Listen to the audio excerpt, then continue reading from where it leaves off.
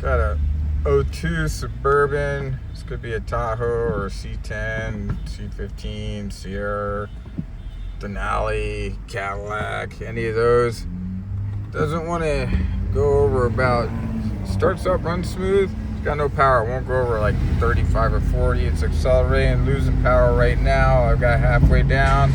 Starting to back pop through the intake a little bit. Exhaust definitely is not loud. So my first guess here, does have a check engine light that just came on, but my guess is we got a clogged catalytic converter. Looks like one of the blinker bulbs might be out too. Only got 280,000 miles on it, just barely broken in. It's an old school GM engine. These last forever. Before GM threw a hand grenade in their engines and did the active fuel management BS. We got a little tiny hill I gotta go up here. Let's see. Okay. Half throttle. Oh, it's slowing down. And when I let off the gas, it actually can accelerate a little bit if I just barely touch it. But half throttle, it's slowing down. And it just sounds really muffled. So I'm gonna go on a limb here and go with PO 420, 430 codes as my guess, as my $5 bet. There we got the Suburban with the no power issue. It had a mass code, but I think someone's been chasing this problem and the connector was a little loose, even though it was still reading.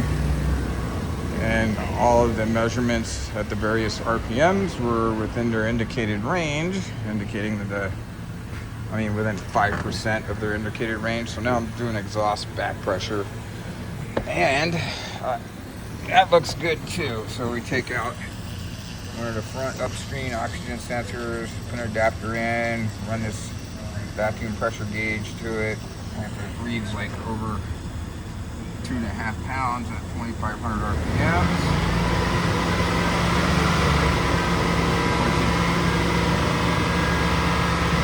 Which it does not, would indicate back pressure. So it's like the caps and the exhaust is not creating back pressure. Now if I punch it, it falls on its face. So we'll do some fuel pressure tests next. Checking fuel pressure. I haven't looked it up, but I know the specs on these are usually around 55, 58 PSI at idle. And it took forever just to get to 45 at idle. And then when I mashed the throttle, it dropped into 30.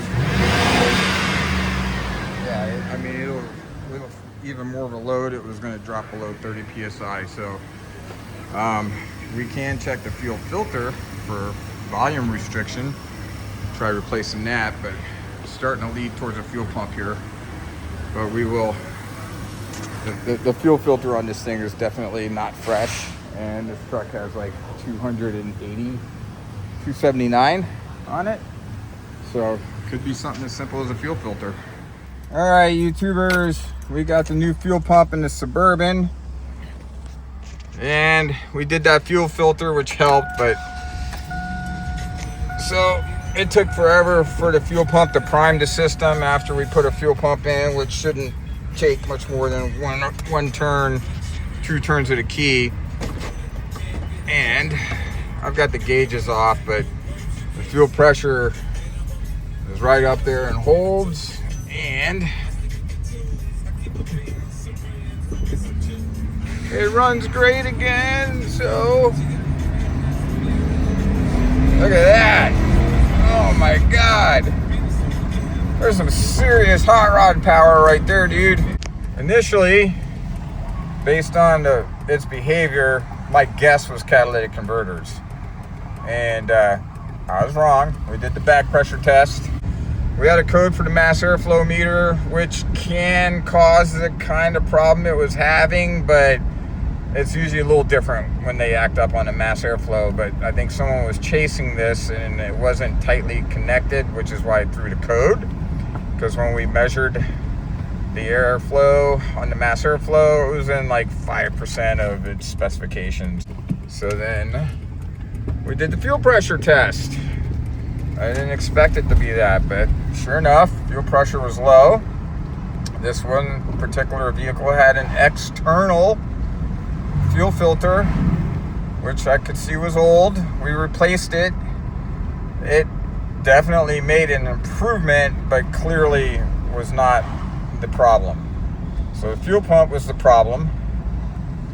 And then it is possible that a clogged fuel filter burned out the pump, but if you look at the mileage here, it's way over. These pumps typically go out at around 160K. The seal on it wasn't tight, so someone did replace it before, because it wasn't quite sealed the way it should be. So this is roughly about the right time for a second pump. Anyway, AC Delco part, thing runs like a champ. This thing's good to go.